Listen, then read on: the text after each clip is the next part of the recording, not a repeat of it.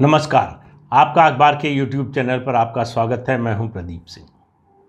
पंजाब में कैप्टन अमरिंदर सिंह ने जोरदार वापसी की है। एक समय लग रहा था कि सिद्धू को जब प्रदेश अध्यक्ष बनाया गया, उसके बाद 4 कार्यकारी अध्यक्ष बनाए गए, सिद्धू ने अपने सलाहकार नियुक्त कर लिए और जिस तरह की भाषा बोल रहे थे उससे लग रहा था कि कैप्टन अमरिंदर सिंह ने सरेंडर कर दिया है। अब उनके सामने सिर्फ बचाव ही बचाव का रास्ता है, वो आक्रामकता अब नहीं दिखा पाएंगे।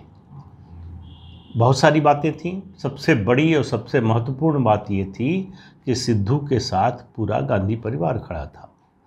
तो ऐसे में कैप्टन को जो लग रहा था वो तो अलग बात है। पंजाब के कांग्रेसियों को लग रहा था कि सिद्धू अब भविष्य है, कैप्टन जो है वो हमारा अतीत हो गए। लेकिन कैप्टन तो कैप्टन है, उन्होंने बाजी पलटी है।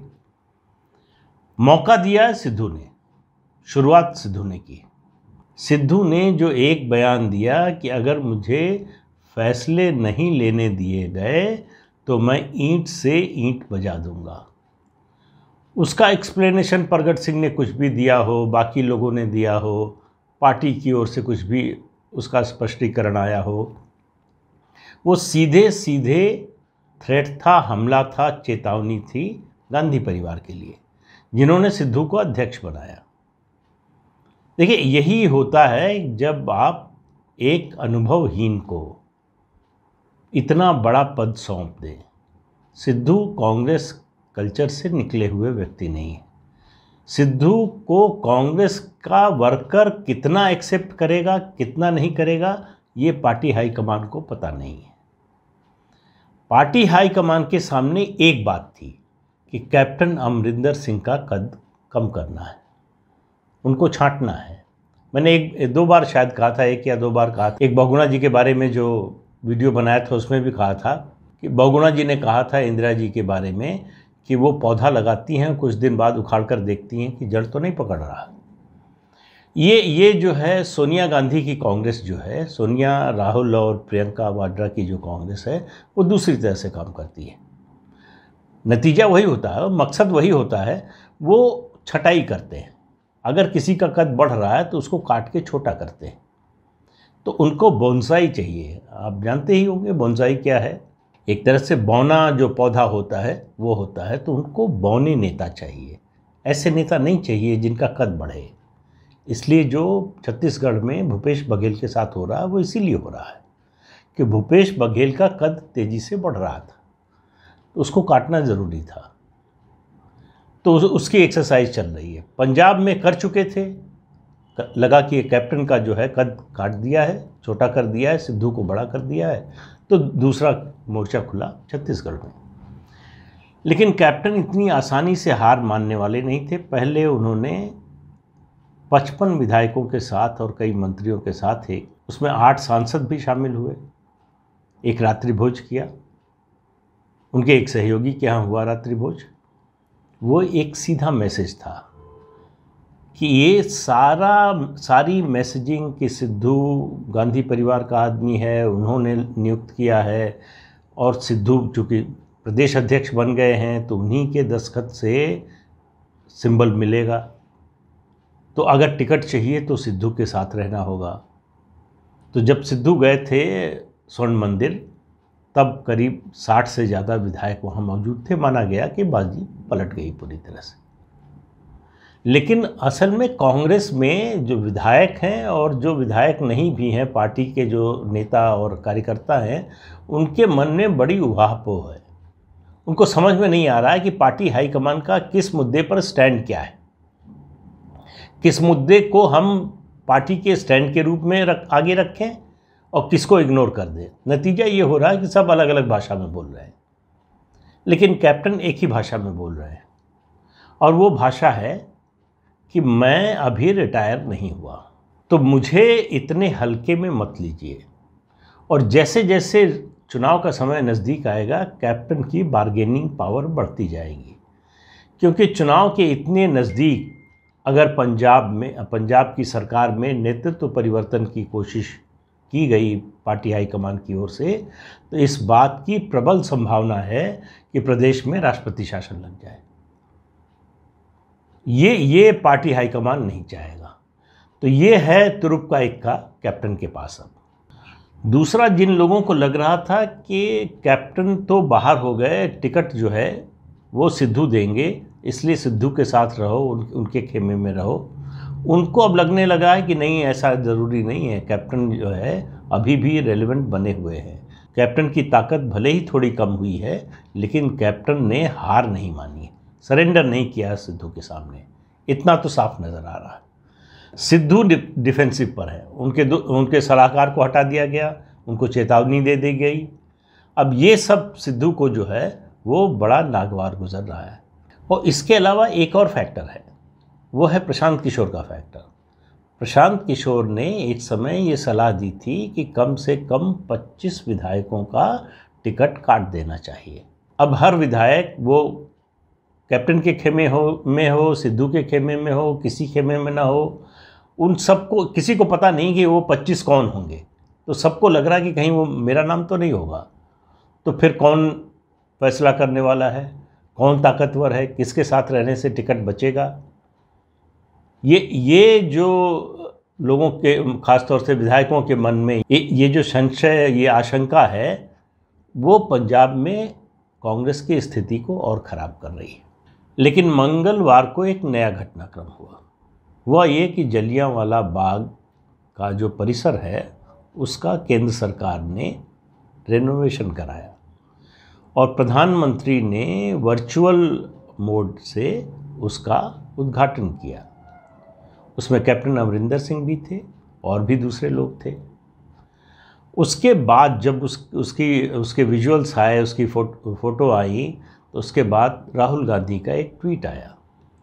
उन्होंने कहा कि ये शहीदों का अपमान है, जिस तरह का परिवर्तन वहाँ किया गया है वो शहीदों का अपमान है। और उन्होंने कटाक्ष किया प्रधानमंत्री पर कि जो लोग आज़ादी के आंदोलन में नहीं रहे, जिन्होंने शहादत नहीं दी है, वो शहीदों के बारे में क्या जाने।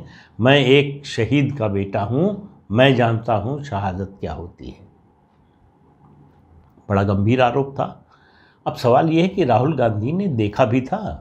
उसके बाद हुआ ये कि टेलीविज़न चैनल्स पर दोनों फोटोग्राफ चलने लगे, रेनोवेशन से पहले का और रेनोवेशन के बाद का।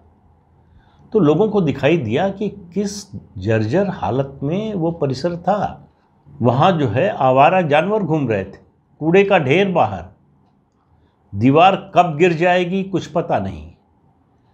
जो शहीदी कुआं जो कहलाता है, कुआं जिसमें बहुत से लोग कूदकर मरे थे, उसकी दीवारें गिर रही थी, ईंटें निकल रही थी।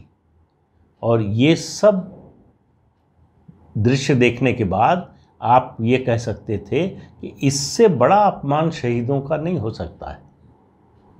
और जो नया जो बना है, जो कॉरिडोर था, जो गलियारा था जिससे होकर लोग गए, जहाँ सामने से जनरल डायर ने गोलीबारी करवाई, उसमें जो शहीद हुए लोग, उनके भित्ति चित्र बने हैं। तो कुल मिलाकर उस परिसर का अगर आप नई फ़ोटो देखेंगे, नई तस्वीर देखेंगे, तो आपको लगेगा कि इसके बारे में किसी ने सोचा है, कुछ किया है। जलियांवाला बाग जो 1919 की घटना है, उसका महत्व जो है आज़ादी के आंदोलन में, उसका योगदान बहुत बड़ा है, उसका महत्व बहुत बड़ा है। लेकिन उसके बारे में इतने सालों में कुछ हुआ नहीं। 1959 में उसका एक बार रेनोवेशन हुआ था, लेकिन उसके बाद से कुछ हुआ नहीं और उसकी हालत जर्जर होती जा रही थी। बड़ी संख्या में जो लोग पंजाब जाते हैं वो देखने के लिए जाते हैं, विदेशी लोग जाते हैं, क्या इंप्रेशन लेकर जाते रहे होंगे। लेकिन ये बदलाव राहुल गांधी को पसंद नहीं आया और उनको कोई भी बदलाव पसंद नहीं आता, और ख़ास तौर से ऐसा जो नरेंद्र मोदी की सरकार कर रही हो। तो अगर मोदी की सरकार ने कुछ किया है तो उनकी नज़र में वो खराब ही होगा, वो बुरा ही होगा और उसकी आलोचना ही होनी चाहिए। तो आलोचना कीजिए, बुरा होगा तो बुरा कहिए, उसमें कोई हर्ज नहीं है, लेकिन तथ्य तो जान लीजिए, देख तो लीजिए वहाँ क्या हुआ है। लेकिन फैक्ट से, सच्चाई से और राहुल गांधी का कोई सीधा नाता नहीं है। तो इसलिए वो, ये पहली बार नहीं है, वो ऐसा करते रहते हैं, ये उनकी अब आदत सी बन गई।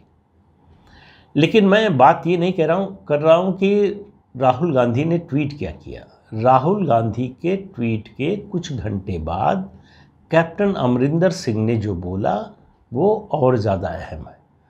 उन्होंने कहा अच्छा तो लग रहा था, मुझे तो कोई खराबी नहीं नज़र आई।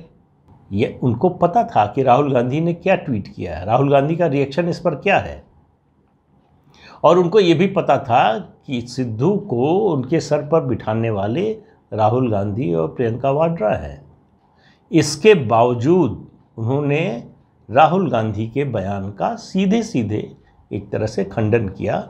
ये कहा कि राहुल गांधी जो बोल रहे हैं वो सही नहीं। तो ये एक बयान कैप्टन का, ये जवाब है गांधी परिवार को, उनके साथ जो किया गया उसका जवाब है। और सिद्धू जो कर रहे हैं उसके लिए कैप्टन को सिद्धू का विरोध करने की ज़रूरत नहीं है। सिद्धू कुल्हाड़ी लेकर हाथ में चल रहे हैं और हर थोड़ी दूर जाने के बाद वो उठाकर कुल्हाड़ी अपने पैर पर मार लेते हैं। तो इसलिए सिद्धू और कैप्टन का मुकाबला नहीं है उस तरह से। लेकिन सिद्धू मुकाबले में अगर खड़े नज़र आ रहे हैं तो इसलिए कि पार्टी का हाईकमान उनके पीछे खड़ा है। अब पार्टी का हाईकमान भी डरा हुआ है कि सिद्धू को बना तो दिया, ये आदमी करेगा क्या, कोई भरोसा नहीं है। और कैप्टन को दूसरी तरफ एक चीज़ और दिखाई दे रही है, वो ये कि अकाली दल की स्थिति में कोई परिवर्तन नहीं आ रहा है। आम आदमी पार्टी को अभी तक नेता नहीं मिल पाया है। फरवरी मार्च में चुनाव है, समझ लीजिए कितने दिन बाकी हैं। तो आम आदमी पार्टी की अभी नेता की तलाश जारी है। एक किसान नेता को वो बनाना चाहते थे, उनसे बात नहीं बनी। उससे पहले सिद्धू को लाना चाहते थे, वो बात नहीं बनी। तो अभी आम आदमी पार्टी का वैसा ट्रैक्शन नहीं बन पा रहा है। वरना इस परिस्थिति ऐसी है, राजनीतिक परिस्थिति पंजाब में, कि बाय डिफ़ॉल्ट आम आदमी पार्टी को फ्रंट रनर होना चाहिए था, लेकिन अभी वो दिखाई नहीं दे रही है। इस वजह से भी कैप्टन का हौसला बढ़ा है। और जैसे जैसे तारीख नज़दीक आ रही है चुनाव की, कैप्टन को लग रहा है कि अब जितना बिगाड़ना था, जितना नुकसान करना था, जितना अपमान करना था मेरा गांधी परिवार को, वो कर चुके हैं। अब मेरी बारी है जवाब देने की। तो आप मानकर चलिए कि आने वाले दिनों में कैप्टन और सिद्धू के बीच की ये लड़ाई और तेज़ होने वाली है, क्योंकि सिद्धू तो बदलने वाले नहीं हैं। सिद्धू को कांग्रेस का कार्यकर्ता स्वीकार कर पाएगा या उसने स्वीकार कर लिया है, ऐसा कोई प्रमाण अभी तक दिखाई नहीं दे रहा है। और लोगों को ये लगने लगा है, सिद्धू अध्यक्ष बनने के बाद से जिस तरह से काम कर रहे हैं, जो व्यवहार कर रहे हैं, लोगों को लग रहा है कि अगर ये व्यक्ति मुख्यमंत्री बन गया तो फिर क्या करेगा। क्योंकि आपको एक मज़ेदार किस्सा बताएं कि जब ये मंत्री बनाए गए थे पंजाब सरकार में, नवजोत सिंह सिद्धू, तो जो भी फाइल जाती थी किसी भी विषय में, मंत्री के पास फाइल जाती है तो वो आखिरी डेस्क होती है, वहाँ से फैसला होकर आता है। सिद्धू हर फाइल पर उनका नोट एक ही होता था कि देश के कानून के मुताबिक फैसला कर दिया जाए। मतलब फैसला खुद नहीं करते थे। अब आपने कभी नहीं सुना होगा कि किसी मंत्री ने फाइल पर ये नोट लिखा हो। भाई मंत्री लिखता है कि ये जानकारी और दे दीजिए, या इस फैसले पर फलां से और विचार विमर्श कर लीजिए, इन लोगों से और बातचीत होनी चाहिए, इसके बारे में ये स्पष्ट नहीं है। यह सब कुछ स्पष्ट लगता है। ओके का सबसे छोटा जो टिप्पणी होती है, नोट होता है, वो ओके का होता है। लेकिन सिद्धू ने ऐसा कुछ नहीं किया। तो इससे जो इस बात को जानते हैं, जो लोग खासतौर से कांग्रेस के अंदर और कांग्रेस के बाहर भी, खास कांग्रेस में, उनको लग रहा है कि भाई ये मुख्यमंत्री बनेंगे तो करेंगे क्या। कैप्टन के फैसले पर तो हम सवाल उठा सकते हैं कि ये सही किया, ये गलत किया, तो कोई फैसला ही नहीं करेंगे। ऐसे व्यक्ति को जो है कांग्रेस की कमान सौंप दी गई है। तो पंजाब का चुनाव इस बार बहुत इंटरेस्टिंग होने वाला है। शायद बहुत लंबे समय बाद ऐसा हो रहा है जब प्रदेश में 3 प्रमुख और एक और पार्टी है, राष्ट्रीय पार्टी है, लेकिन पंजाब में उसका कोई खास जनाधार नहीं है। भारतीय जनता पार्टी की बात कर रहा हूँ। कांग्रेस, आम आदमी पार्टी और शिरोमणि अकाली दल। कुछ स्पष्ट नहीं है, कोई फ्रंट रनर भी अभी नज़र नहीं आ रहा है। तो चुनाव में चुनाव आते आते क्या स्थिति बनेगी, कौन आगे हो जाएगा, कौन पीछे हो जाएगा, इसके बारे में अभी कोई भी अंदाज़ा लगाना बड़ा कठिन है। लेकिन चुनाव बहुत ही रोचक होने वाला है, इसमें कोई शक नहीं है। तो कुछ दिन और इंतज़ार करते हैं। आज के अंक में इतना ही, अगले अंक में फिर मिलेंगे किसी नए मुद्दे के साथ। तब तक के लिए इजाज़त दीजिए, नमस्कार। जाते जाते आपको याद दिला दें, ये चैनल देखिए, शेयर कीजिए, लाइक कीजिए और सब्सक्राइब ज़रूर कीजिए। नमस्कार।